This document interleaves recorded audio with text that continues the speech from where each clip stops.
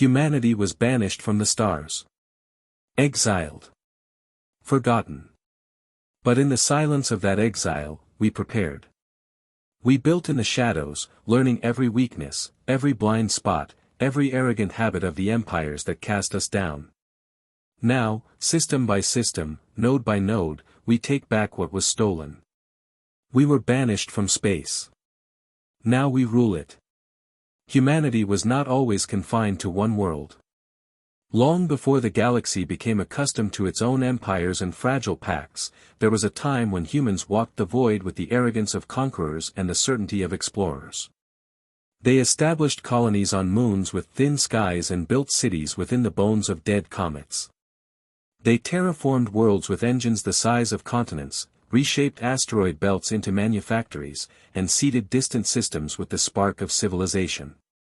But that age ended in fire and betrayal. The galaxy turned on them, fearful of the species that refused to bow, that refused to kneel to ancient empires and hidden councils. Humanity was declared an anomaly, a threat to the stability of the spiral arms, a virus that spread too quickly, too boldly. There was no single war, no grand battle that marked their end, only a series of silent purges, alliances formed in shadows, trade routes severed, and embargoes enforced with cold precision. Their colonies fell one by one, not to invasions but to the suffocation of supply lines, the quiet sabotage of life support systems, the precision of orbital strikes on power grids. They were pushed back, system by system, planet by planet, until Earth remained, a single ember in the cold. Then the embargoes turned to weapons, and Earth itself became a tomb. And the galaxy moved on, certain that humanity was gone, that the final gasp of resistance had been silenced forever. Yet in the void, beyond the edge of what the empires considered civilization, among the black oceans of the forgotten sectors, something moved. It was not the sound of a fleet or the flare of engines, but the patient stirring of embers beneath ash, a quiet resolve that refused to die. A single hidden system, lost among drift currents and sensor black zones, harbored the last breath of humanity. They were not many. They had no fleets, no alliances, no external trade or resources. They had only the bitter taste of betrayal and the cold knowledge that no one would save them, that no council would intervene, that no pact would protect them from extinction. They became iron. Every child was raised with the silence of space as their lullaby, every waking moment devoted to reclamation and survival. They learned the mechanics of reactors before they learned to speak fluently, learned orbital mechanics before they were taught history, for history was burned into their bones, passed down in the whispers of the elders who remembered the evacuation, who remembered the fall of Earth. They built in the shadows. They scavenged the husks of derelict ships, reprocessing alloys, extracting reactor cores, and studying the weapons of their enemies, not to replicate but to surpass. They created laboratories within hollowed asteroids, forges within fractured moons, and training fields in low gravity where each movement was a lesson in control and survival. Time passed. Generations rose in the dark, guided by a single purpose: return to the stars, not as beggars seeking trade, but as sovereigns demanding respect. The galaxy had grown complacent in their absence. The empires fought amongst themselves, their alliances fracturing, their wars consuming fleets and resources in endless spirals of pride and retribution. Pirates rose in the gaps between patrol routes, and merchant guilds carved monopolies out of isolated sectors. No one noticed the dark ships leaving the hidden system, silent and cold, drifting into the shadows of the trade lanes, learning the movements of fleets, the blind spots of sensor nets, the patterns of patrols. They returned as ghosts, invisible to the arrogant eyes that had forgotten what it meant to fear humanity. They mapped supply lines, studied ship configurations, hacked into satellite systems to learn the codes of access and denial. They identified key systems that fed the empires: fuel depots, shipyards, orbital trade hubs. They understood that open war would only bring the weight of entire coalitions upon them, so they began with the quiet blade. A refueling station in a distant system suffered a catastrophic failure, its reactor exploding in silence, leaving a fleet stranded, forcing it to retreat, weakening the borders of an empire that prided itself on control. A convoy carrying critical resources disappeared in the black, leaving no trace except for the silent movement of dark ships drifting away. A communications hub found its systems corrupted, rerouted to send false signals, delaying responses that cost valuable patrol cycles. The Empires noticed, but they did not suspect. They blamed pirates, internal sabotage, or the incompetence of regional governors. They argued in councils about accountability and funding, never realizing the pattern that was forming, never seeing the web closing around them. And the humans watched, patient, recording every response, every fleet movement, every diplomatic message that followed each disruption. They learned which leaders were cautious, which were aggressive, which were vain, and which were practical. They built profiles, matching targets to tactics, ensuring each disruption advanced their single purpose. They were not yet ready to reveal themselves, for they understood that the galaxy still had the strength to crush them if provoked too early. So they refined their tools, perfected their ships, and trained their operatives in infiltration and sabotage, turning the children of the dark into weapons of precision and patience. Among the humans, there was no debate about purpose, for they knew what had been taken from them. They carried the memory of Earth's silence, the knowledge of betrayal, the sight of their people dying not in glorious battle but in the slow suffocation of betrayal and blockade. They would not forget. They would not forgive. They would not fail. In the hidden shipyards, among the shadows of fractured moons, they built a fleet, not of vast dreadnoughts or carriers designed to dominate space by presence alone, but of ships designed for maneuver, for precision strikes, for the ability to vanish into the black before the enemy could respond. Their hulls were dark, absorbing radar and lidar, their engines modified for silent running, able to drift without signature for weeks, waiting for the precise moment to strike. Their weapons were modular, adaptable, able to switch from anti-ship operations to orbital strikes to electronic warfare with minimal preparation. Each ship carried crews who had never known the comfort of planetary gravity, who considered the endless black not a void but a home, who had been trained from childhood to see 3 dimensions as easily as breathing, who understood that hesitation was death. They did not come to conquer systems. They came to remind the galaxy of what it had forgotten. The first true strike was chosen with precision, a system held by a minor trade guild that had grown wealthy through control of a critical junk node. The guild enforced tolls with a small fleet, extorting passing ships, leveraging its position to gain influence in trade negotiations, bribing local warlords to look the other way. The system's defenses were strong enough to repel pirates, strong enough to discourage smugglers, but not designed to withstand a coordinated strike from ships that moved with the precision of a blade in the dark. The humans waited until the system's patrols had settled into routine, until the rotation of guards and shifts of personnel lulled the defenders into predictability. They observed for weeks, recording schedules, identifying key personnel, noting shift changes, analyzing fleet maintenance cycles. Then, they moved. The human fleet entered the system on silent approach, engines powered down, drifting on vectors that would bring them within striking distance of the orbital platforms and the station that controlled the jump node. They used the shadows of asteroids, the blind spots in sensor arrays, the debris fields left by previous conflicts as cover. When the moment came, it was not announced with grand speeches or declarations of war. The orbital platforms fell silent as their control systems were overridden, leaving their weapons offline, their targeting systems blind.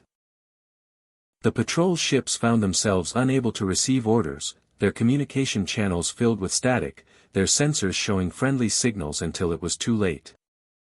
The human ship struck with precision, targeting engines, weapon systems, and power cores, disabling the defenders without unnecessary destruction. Boarding teams moved with practiced efficiency, cutting through airlocks, taking control of command centers, locking down critical systems before alarms could spread to the broader network. The station fell in hours, its control systems rerouted, its command staff isolated and removed, its security forces overwhelmed before they could mount an organized defense. The humans broadcast no message of conquest, made no demands, issued no threats. They simply took control. The jump node became theirs, and with it, the traffic that passed through the system. They did not extort or blockade, but they controlled the flow, allowing them to monitor and influence trade, to gather intelligence on movements, to establish a foothold from which to expand. The galaxy noticed. The Trade Guild protested, calling for intervention, demanding that the empires respond to the seizure of their system. But the empires were distracted, caught in their own conflicts, wary of committing fleets to defend a minor guild's interests when the threat was not yet clear. The humans did not challenge them directly. They maintained the appearance of neutrality, operating the jump node efficiently, allowing trade to continue, even improving security for passing ships. But they monitored every vessel, tracked every transaction, recorded every piece of data, expanding their web of influence and intelligence. And as they solidified their control, they prepared for the next system. It was not about conquest for glory. It was about establishing a chain, a network of systems that would allow humanity to project its influence, to control the flow of information and resources, to build a foundation from which to rise. They were patient. They were disciplined. They were relentless. The galaxy had banished them from space, had cast them down and declared them extinct, irrelevant, forgotten. But in the silence of exile, humanity had forged itself into a blade, a force that would not be denied, a presence that would not be ignored. They were not conquerors seeking dominion. They were survivors reclaiming their birthright. And in the dark, where their ships moved unseen, where their operatives established quiet control, where their fleets prepared for the next strike, humanity prepared to remind the galaxy of what it meant to face the will of a species that had nothing left to lose and everything to reclaim. The system they had taken became a test of resolve. Humanity had shown its hand in the quiet, seizing a system not for plunder but to control the flow of space, to build a foundation under the noses of those who had once exiled them. The galaxy watched, confused, unsure whether to dismiss the action as another warlord's brief rebellion or to recognize it as the return of a species they had long believed erased. But humans did not wait for permission to exist. From the jump node, they expanded quietly, using the flow of trade to gather intelligence, to map the fractures within the empires, to learn where the guilds were overextended, and where the patrol fleets were weakest. They listened, intercepting coded transmissions, tracing black market deals, observing the bribery and corruption that rotted the bureaucracies of their enemies from within. They saw opportunity in every crack. In the darkness of their hidden bays, engineers refined ship designs, incorporating stolen technology with human precision. Shield harmonics were recalibrated to resist the particle beams favored by the Draxian patrol ships. ECM suites were tuned to scramble the sensor nets of the Sadron. Reactor cores were modified for efficiency, allowing ships to drift in cold silence longer than any other vessel in the galaxy could tolerate. These were not warships designed for intimidation or parade displays. These were weapons forged with purpose, to strike, to endure, to disappear, and to return when least expected. They were prepared for the day the galaxy would respond, for the day fleets would arrive demanding surrender, seeking to retake the system they had claimed. But as the weeks turned to months, that day did not come. The galaxy's empires were too consumed with their own skirmishes, too entangled in their alliances and rivalries to focus their strength on what they perceived as a minor disturbance. Humanity took advantage of that blindness. They expanded, system by system, never broadcasting their movements, never declaring conquest, but simply taking control of what had been abandoned or neglected. Pirate havens were cleared with swift precision, their vessels either destroyed or captured, their captains given the choice between exile into the void or servitude to a new order. Trade guild outposts that survived on corruption and extortion found their leadership replaced quietly, control rooms taken in the night by human operatives who shut down life support systems until compliance was assured. Crews awoke to find new overseers, their systems now operating under protocols they did not understand but were forced to obey. Resource nodes, asteroid belts, gas harvesting platforms, orbital refineries, fell into human hands, not through grand battles but through systematic infiltration and precise strikes, disabling defenses, locking out command systems, and establishing dominance before the empires could react. And as each system fell under quiet control, the pattern became impossible to ignore. The trade guilds screamed for intervention, declaring that pirates and terrorists were disrupting their operations. Mercenary groups were hired to retake the nodes, arriving with hastily assembled strike forces, seeking to reclaim the facilities for their paymasters. They did not return. In the cold of space, mercenary ships found themselves isolated, jammed, and targeted by human vessels that moved in coordinated silence, disabling engines, rupturing power cores, and tearing hulls with railgun precision. The wreckage became salvage for the humans, feeding the next wave of expansions. It was only when the Sadran Confederacy lost a critical helium-3 harvesting operation in a system on the edge of their sphere that the empires finally took notice. A task force was assembled, drawn from their regional fleets, consisting of cruisers, destroyers, and frigates designed for suppression of insurrection and pirate activity. They came with the confidence of an empire that believed itself unchallenged in the stars. They entered the system in formation, sensors active, weapons charged, broadcasting demands for surrender.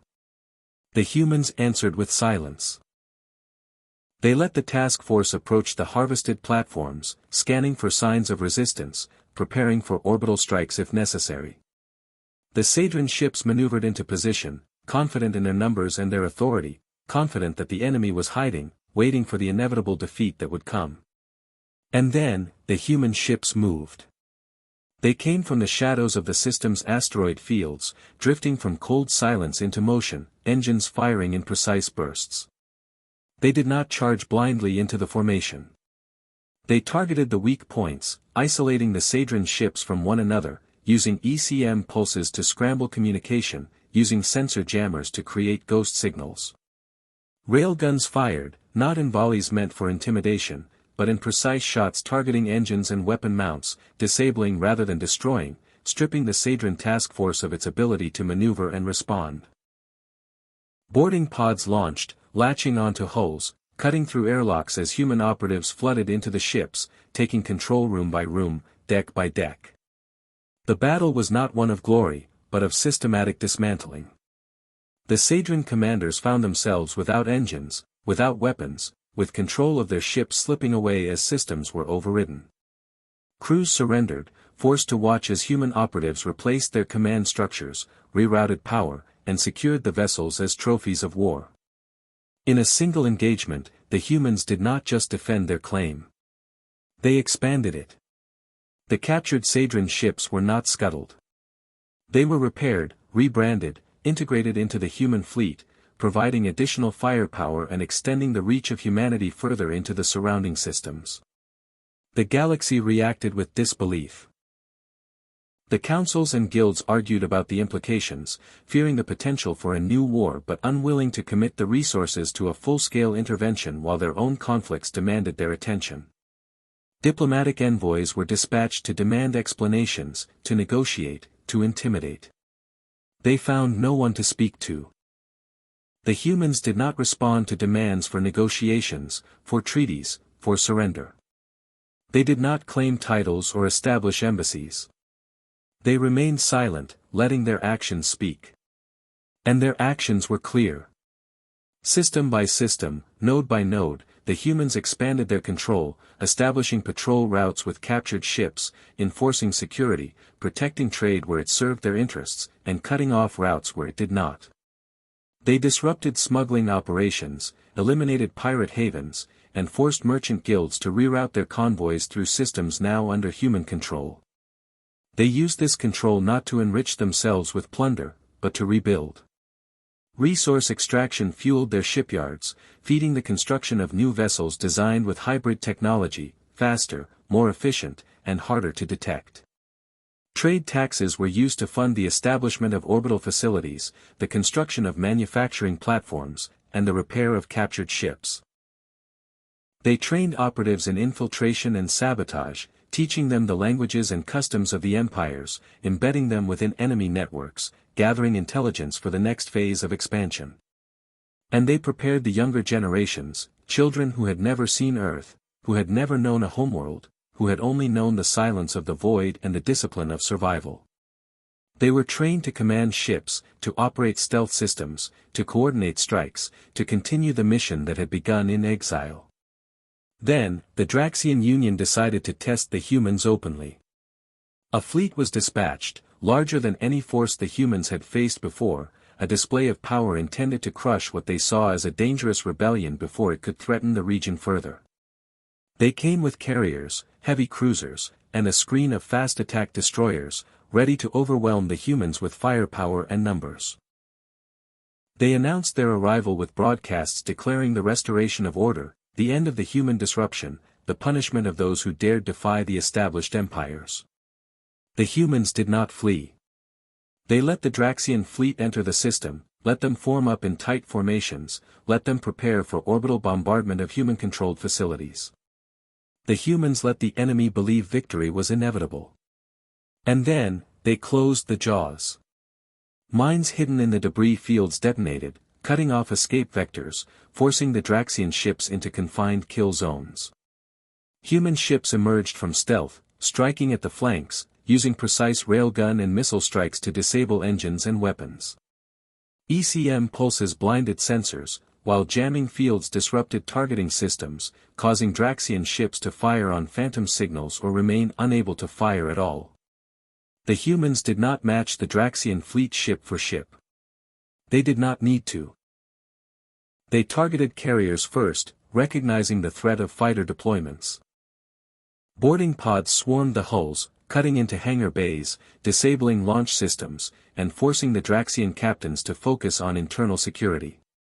Human strike ships moved in coordinated packs, striking isolated cruisers, overwhelming them with concentrated fire before moving to the next target. The Draxian destroyers attempted to regroup, to coordinate a counterattack, but found their commands intercepted, their orders disrupted, their formations collapsing under pressure. In the chaos, the humans pressed the advantage, forcing the Draxian fleet into retreat, capturing ships where possible, destroying those that resisted, and leaving the wreckage to drift in the cold as a warning. When the battle ended, the system remained under human control. The humans broadcast nothing, issued no threats, made no declarations. They simply continued. The galaxy could no longer deny what was happening. The humans, once exiled and thought extinct, were reclaiming space, not through grand wars of conquest, but through disciplined expansion, precise strikes, and unyielding resolve. They ruled the space they took, enforcing security, ensuring trade continued under their terms, eliminating corruption and piracy, establishing a new order in the systems they controlled. And as they expanded, system by system, they prepared for the day when the empires would come together, when they would finally set aside their differences to address what they would see as the human threat. The humans were not afraid. They welcomed that day. For they knew that the galaxy had grown soft, had forgotten what it meant to face an enemy who would not yield, who would not compromise, who would not surrender. They had been banished from space, cast out and forgotten, but in that exile, they had found their purpose, their resolve, their unity. Now, they ruled the space they walked. And when the galaxy finally came, they would face a humanity forged in silence, tempered in darkness, and prepared to reclaim not just survival, but dominance. For the stars were their birthright. And they were ready to take them back. Like, comment, and subscribe if you love these long HFY stories. It supports the channel and lets me bring you more epic sci-fi.